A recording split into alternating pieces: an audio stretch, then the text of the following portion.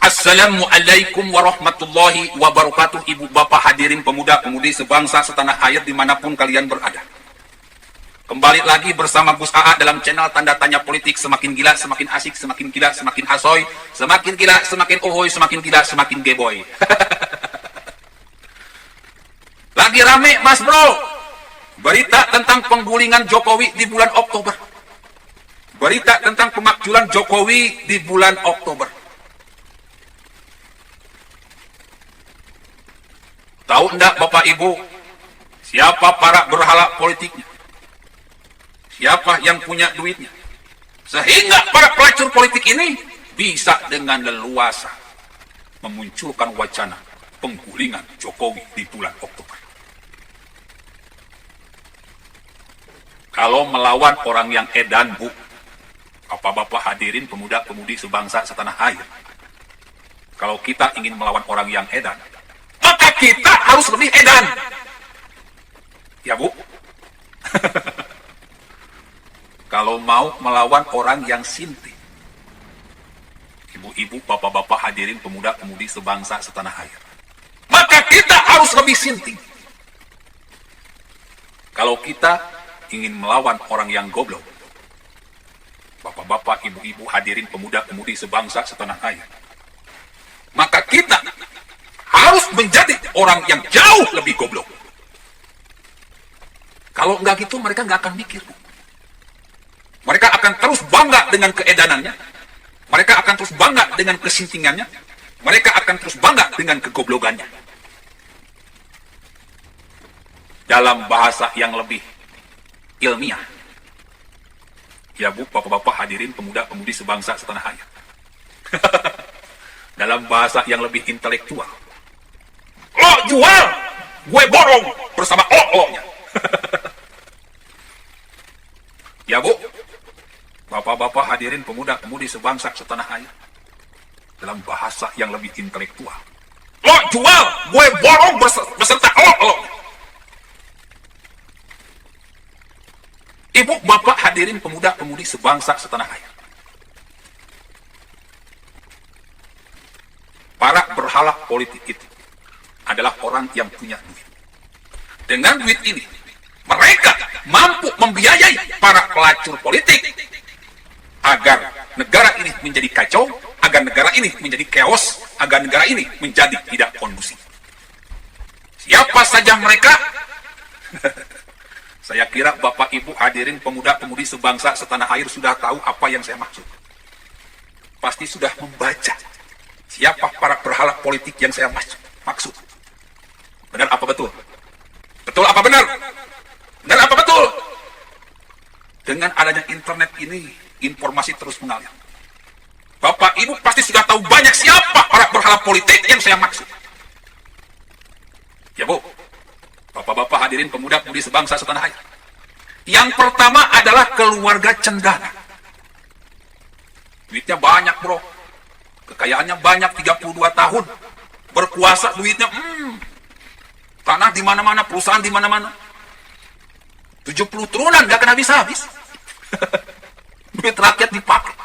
Lahan rakyat dipakai. Sekarang mau diambil oleh Jokowi, pasti marah. Lebih baik mengeluarkan uang sedikit untuk membiayai para pelacur politik. Yang kedua, keluarga Cendana, Mas. Sekarang kan blok Rokan, blok Cepu, yang di Papua, Freeport, sudah diambil alih oleh Indonesia. Bahkan sekarang impor BBM akan di stop. Semakin kacau balau mereka, nggak ada pemasukan. Semua sumber daya alam dikembalikan, ditarik lagi oleh negara. Semua sumber daya alam, semua duit rakyat ditarik kembali oleh negara. Ini yang bikin mereka marah. Makanya keluarga Cendana dan keluarga Cikeas berkolaborasi untuk menjatuhkan Jokowi paling lambat bulan Oktober. 7.000 triliun mas bro, cukup untuk menjadi modal mensejahterakan rakyat. Makanya rakyat bodoh kalau tidak mendukung Jokowi. Rakyat ini bodoh kalau tidak membela Jokowi. Rakyat ini bodoh kalau tidak menjadi tameng untuk melindungi Jokowi. pelacur politiknya Bapak Ibu tahu siapa yang saya maksud. Orang-orang HTI, FPI, PKS. Mereka itu para pelacur politik yang menggoreng isu agama, yang menggoreng isu PKI, yang menggoreng isu Cina untuk menggulingkan Jokowi. Bohong besar kalau mereka ini berjuang untuk Islam. Karena Islam itu sudah jelas, Mas Bro. Sabbih isma rabbikal a'la. Sucikanlah nama Tuhan yang Maha Tinggi. Orang Islam itu awalnya harus baik, prosesnya harus baik, hasilnya harus baik. Itu perjuangan orang Islam yang benar. Niatnya harus baik. Dana yang diambil untuk membiayai perjuangan pun harus baik. Prosesnya harus baik. Maka akhirnya pun hasilnya pun akan baik. Ini ajaran Islam. Sementara mereka orang-orang FPI, HTI, PKS, mereka para pelacur politik. Bungkusnya boleh Islam. Teriakannya boleh takbir. Tetapi dana perjuangan yang mereka dapatkan dengan cara-cara yang kotor. Prosesnya pun pakai cara yang kotor. Maka mustahil menghasilkan sesuatu yang bersih. Sesuatu yang baik. Manusia-manusia kotor akan mendapatkan hasil yang kotor. Inilah sebuah kezaliman yang nyata. Ala laknatullah ala dzalimin. Allah melaknat orang-orang seperti ini. Para pelacur politik. Ibu, bapak, hadirin pemuda-pemudi sebangsa setanah air. Yuk kita jujur-jujuran, bro. Ya, Bu. Bapak-bapak, hadirin pemuda-pemudi sebangsa setanah air, kita jujur-jujuran. Apakah Jokowi ini orang baik atau orang jahat? Bapak-bapak, pakai hati nurani. Apakah Jokowi ini orang baik atau orang jahat? Ibu-ibu, pakai hati nurani, bro. Apakah Jokowi ini orang baik atau orang jahat? Akang-akang, teteh-teteh, adik-adikku sekalian, pakai hati nurani. Apakah Jokowi ini orang baik atau orang jahat? Jokowi dulu menjabat wali kota Solo 2 periode. Lalu terpilih menjadi gubernur DKI Jakarta. Lalu terpilih menjadi presiden 2 periode. Ini orang, artinya orang ini baik. Karena kebaikannya, karena prestasinya, maka dia terpilih. Terpilih jadi wali kota Solo 2 periode. Terpilih menjadi gubernur DKI Jakarta. Sekarang terpilih menjadi presiden Indonesia 2 periode.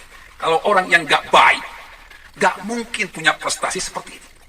Gak mungkin terpilih jadi wali kota 2 periode. Gak mungkin terpilih menjadi gubernur DKI. Gak mungkin terpilih jadi presiden 2 periode.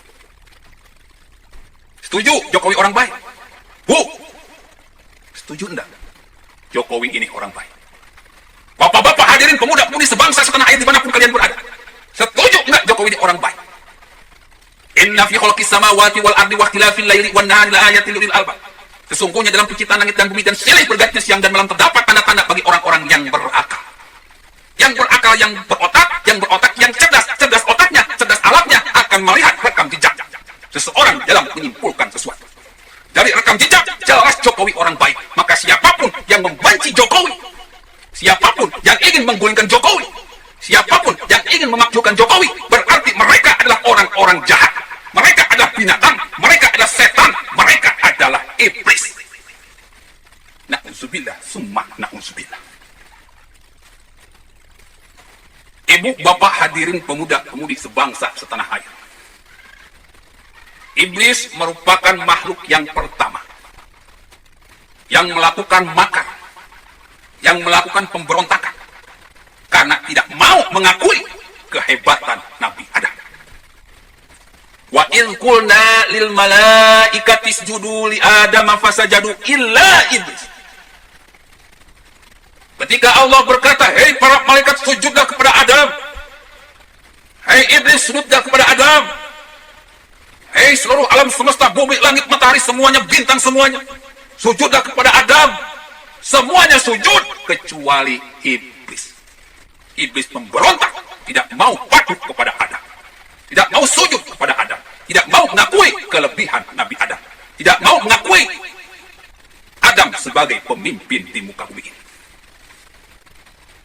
Jadi orang-orang yang tidak mengakui Jokowi sebagai presiden, yang tidak mau mengakui kehebatan Jokowi, yang tidak mau mengakui prestasi Jokowi, yang tidak mau mengakui hasil pilpres kemarin, yang ingin melakukan makar, yang ingin menggulingkan Jokowi, maka mereka semua adalah iblis. Aba wastakbaru wa kana minal kafirin. Karena kesombongan mereka, karena ketidakpatuhan mereka, karena keingkaran mereka, karena kurang ajaran mereka, maka mereka Allah masukkan menjadi orang yang kafir. Orang-orang kafir itu tempatnya kekal di neraka. Jadi kepada kalian, hei keluarga Cendana, keluarga Cikeas, orang-orang hati FPI, PKS, siapa itu si Ustadz Tengku Zulkarnain, siapa itu Din Samsudi, kalian ingin menggulingkan Jokowi, berarti kalian semua adalah iblis. Kalian semua orang-orang kafir. Kalian semua adalah para penjahat. Innal munafiqina yukhadi'una Allah wa huwa khadi'uhum. Kalian orang-orang munafik yang hendak menipu Allah dan orang-orang yang beriman, maka Allah yang akan tipu kalian. Allah yang akan kalahkan kalian. Allah yang akan hancurkan kalian. Kalian kini sedang menggoyang isu PKI, isu Cina, isu khilafah, hanya demi untuk menggulingkan Jokowi. Ingat, kekuatan rakyat, kekuatan Tuhan. Bukan Jokowi yang akan hancur, tapi kalian yang akan dihancurkan oleh kekuatan rakyat Indonesia. Ibu, bapak, hadirin pemuda-pemudi sebangsa setanah air. Pada kesempatan ini saya ingin memberikan sebuah penelitian saya tentang G30 SPKI. Ini merupakan sebuah nama, istilah, kejadian, peristiwa yang sudah tidak aneh di telinga kita, yang sudah tidak aneh di mata kita, yang sudah tidak aneh di pikiran kita. Sudah jadi darah daging, sudah jadi isu politik dari tahun ke tahun. Terpaksa ini saya bongkar agar memberikan penjelasan kepada rakyat Indonesia terhadap apa yang sebenarnya terjadi pada peristiwa G30 SPKI. Banyak literatur sudah saya baca, banyak buku yang saya baca, banyak video yang sudah saya lihat, banyak link yang sudah saya baca, banyak masukan-masukan informasi yang saya dapatkan, sehingga disimpulkan sebuah kesimpulan. Yang pertama, berangkat dari Super Semar Surat Perintah 11 Maret. Soekarno ini sebetulnya sudah tahu kalau Soeharto dan PKI akan melakukan makar. Tapi kesalahan nasionalis ketika ada musuh bukannya memukul, malah merangkul. Soekarno menimbang-nimbang. Soekarno punya kedekatan yang cukup dengan Soeharto. Maka Soeharto diberikan surat untuk memberantas PKI agar suasana negara menjadi kondusif, menjadi stabil, menjadi aman, menjadi tentram. Menjaga rakyat dari kebiadaban PKI, dari pembunuhan oleh PKI seperti Madiun.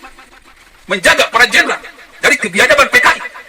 Juga menjaga keselamatan presiden dari ancaman PKI. Itu tugas Soeharto. Karena kejadiannya di darat, nggak mungkin memberikan Super Semar kepada Panglima Angkatan Udara ataupun kepada Panglima Angkatan Laut.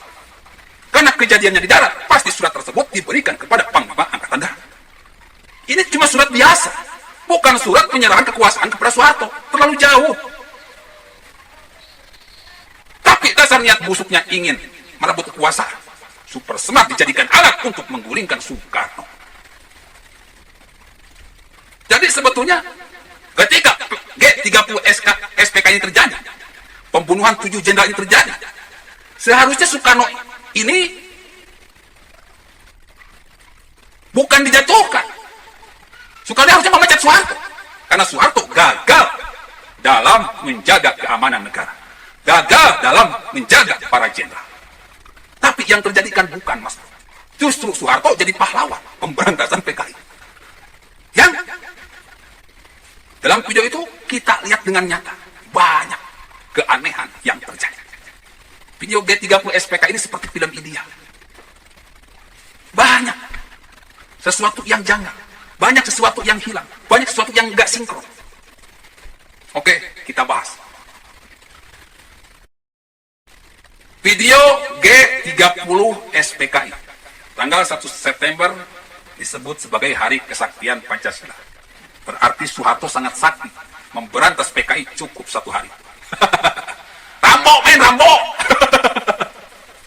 Ingat film Rambo, bro? Menghabisi tentara Vietnam oleh sendirian. Membebaskan tahanan Vietnam oleh sendirian. Sampai acak-acakan ke Vietnam oleh 1 orang Rambo. Jadi Hari Kesaktian Pancasila ini sebetulnya Soeharto ini seperti Rambo, menghabisi PKI cuma dalam sehari. Pakai otak bro, pakai otak. Jika kita dari nama itu sudah kelihatan, Gerakan 30 September. Gerakan 30 SPKI. Gerakan 30 September yang dilakukan oleh PKI. Sekarang saya tanya, PKI itu adalah partai atau kekuatan bersenjata? Harusnya GKI, Gerakan Komunis Indonesia. Berarti ini gerakannya separatis, angkatan bersenjata. Contoh GAM, Gerakan Aceh Merdeka. Berarti ini gerakan bersenjata, bukan partai. Gerakan Papua Merdeka. Berarti ini gerakan separatis, angkatan bersenjata, bukan partai. Tetapi ada kejagaan dari G30 SPKI, Gerakan 30 September yang dilakukan oleh partai PKI. Gak masuk, Mas Bro. PKI itu partai, bukan gerakan separatis. Jadi kalau misalkan mau menghancurkan PKI, ya harus pakai perundang-undangan. Harus pakai mencabutkan kekuasaan partai secara perundang-undangan yang berlaku. Bukan dengan cara militer, bukan dengan cara genosida. Jadi nggak masuk. Ada sebuah gerakan separatis atas nama partai. Bodoh banget. Partai kok berani-beraninya melakukan gerakan separatis. Wajahnya terlalu nampak untuk dibasmi. Kalau GAM, posisinya nggak di kota. Posisinya nggak di politik. Posisinya di luar, di hutan. Sekali-sekali dia nyerang. GPM, posisinya nggak di perkotaan. Nggak di pemerintah. Di hutan posisinya. Wajah-wajah mereka nggak nampak. Tetapi PKI ini nampak. Bodoh benar PKI kalau melakukan gerakan separatis. Dibasminya gampang, Mas Bro. Orangnya nampak. Di sini nggak masuk akal. Kok ada PKI, ada partai melakukan gerakan separatis pada tanggal 30 September? Bodoh banget. Kalaupun iya, berarti PKI ini sudah menguasai kekuatan militer Indonesia. Karena PKI sudah berbentuk partai. Dengan melakukan gerakan 30 September, berarti PKI ini sudah memang sangat membahayakan karena menguasai hampir sebagian besar kekuatan militer Indonesia. Ini kesimpulan terakhirnya.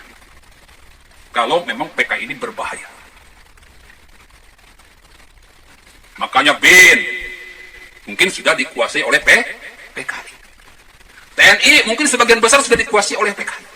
Maka ketika PKI menembus perumahan, penjagaan, rumah para jenderal, bisa saja dengan mudah. Karena kekuatan militernya memang sudah sangat besar, sudah sangat kuat. 7 jenderal dibasmi dengan mudah. Karena kekuatan militer PKI sudah sangat kuat. Benar apa betul? Di video itu yang tampil itu bukan yang bawa celurit, Mas Bro. Di video tersebut tidak ada yang bawa palu. Di video tersebut ketika jenderal dibunuhi, itu semuanya pakai senjata laras panjang. TNI yang sudah masuk PKI. Mari kita berpikir cerdas, Mas. Anggap saja kekuatan PKI, militernya sudah sangat kuat. Di video tersebut, kita mengetahui kenapa ada seorang polisi yang melihat kejadian penembakan. Kok tidak ditembak mati? Kok malah dibawa disandera? Kok tidak dibunuh? Gak masuk akal. Kalau dibunuh kan itu peristiwa G30 SPKI tidak akan terungkap. Pembunuhan para jenderal tidak terungkap. Bodoh banget itu PKI. Kenapa menangkap polisi tersebut? Kenapa tidak membunuhnya? Kenapa cuma menyekap? Membiarkan dia hidup? Gak masuk akal. Kalau PKI itu benar ada, kekuatan militernya benar kuat, ketika ada yang melihat sudah pasti polisi itu dibunuh dengan nyata. Yang melihat itu dibunuh dengan nyata. Karena berbahaya bisa membocorkan peristiwa yang terjadi di malam itu. Tetapi faktanya tidak. Berarti ini cuma sinetron. Tak jauh dari film India.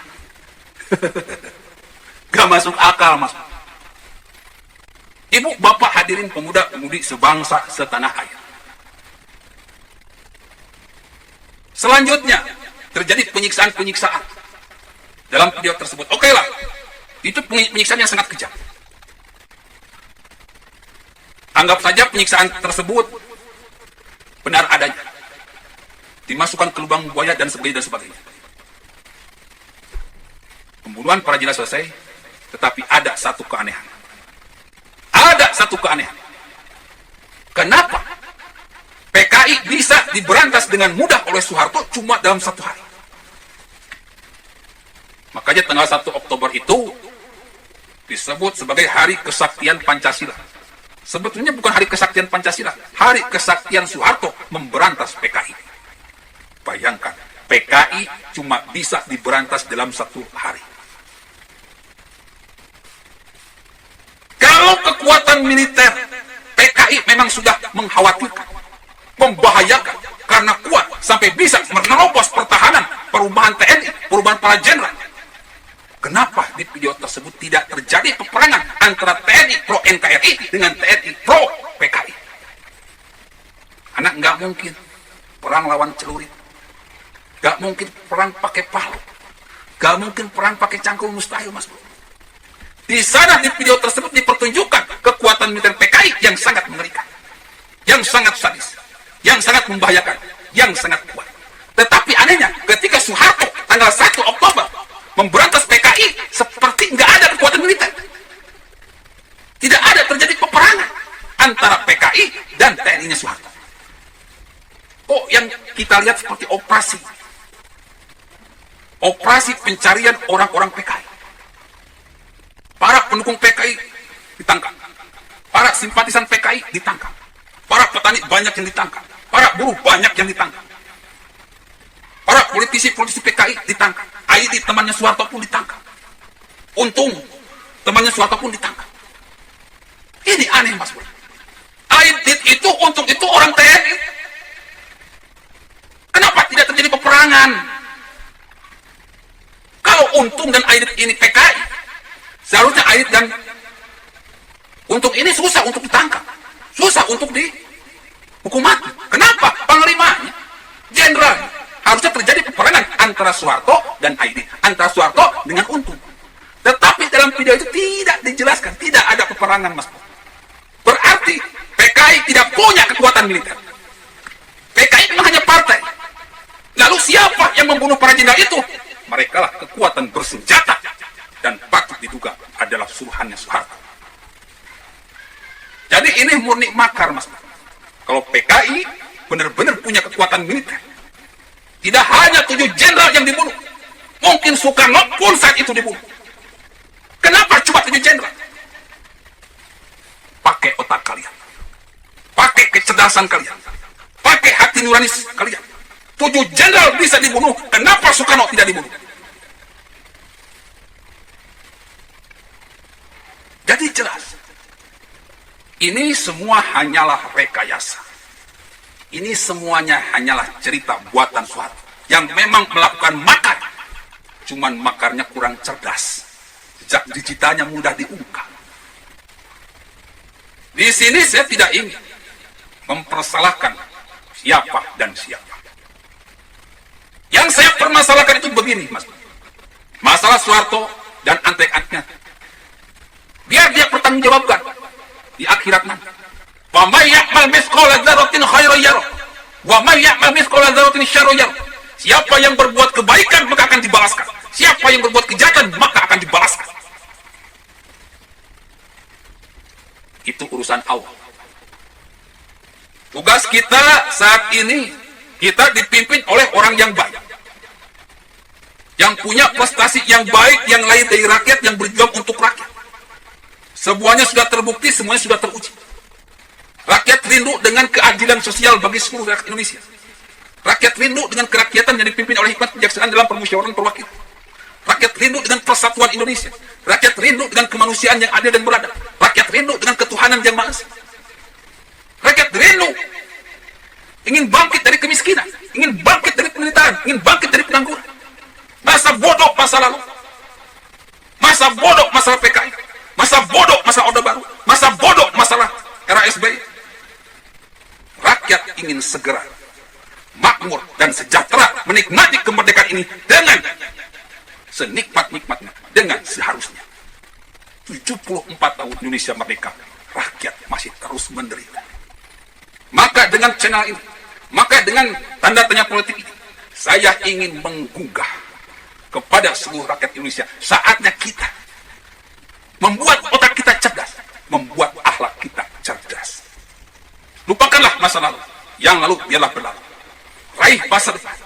Lihat impian Jokowi. Ayo kita dukung dan kita wujudkan sama-sama. Karena tubuh tanpa kepala itu disebut hantu. Artinya, impian kita bohong, Mas Bro. Impian kita tidak akan terwujud kalau tanpa kepala negara yang baik. Kalau tanpa kepala negara yang jujur. Kalau tanpa kepala negara yang pro rakyat. Jokowi sudah terbukti. Kita rakyat sebagai badannya. Kita rakyat sebagai kakinya. Kita rakyat sebagai tangannya. Kita rakyat sebagai jantungnya. Kita rakyat sebagai darahnya. Kita rakyat sebagai kulitnya. Kita rakyat sebagai paru-parunya. Harus menyokong apa keinginan kepala negara.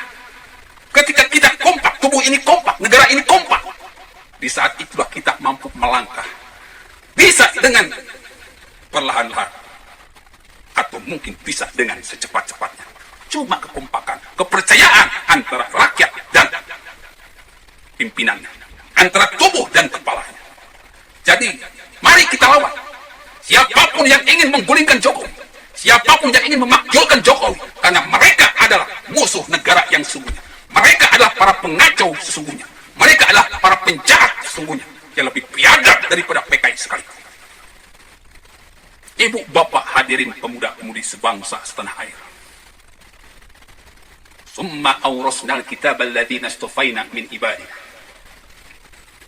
Allah mewariskan kitab Al-Quran ini kepada hamba-hamba pilihan Allah yang terpilih. Allah mewariskan negara ini kepada orang-orang pilihan Allah. Salah satunya Jokowi. Jokowi sudah dipilih oleh rakyat. Maka berarti dia adalah pilihan Allah. Ayo dukung. Ayo dukung. Ayo bela. Ayo jaga. Ayo lindungi. Saling asa, saling asuh, saling asih. Dalam sebuah sholat berjamaah, kalau imamnya baik, maka makmumnya pun akan baik. Kalau imamnya jahat, maka makmumnya pun akan jahat. Imamnya baik, makmumnya baik, maka itulah sholat yang terbaik. Pemimpin negara kita ini sudah baik. Negara kita, rakyatnya sudah sangat baik. Antusias, respon, mendukung terhadap semua kebijakan pemerintah. Kompak antara pemerintah dan rakyat, maka itulah negara yang terbaik. Keadilan sosial bagi seluruh rakyat Indonesia akan mudah kita wujudkan. Billahi taufiq wal hidayah. Wassalamualaikum warahmatullahi wabarakatuh.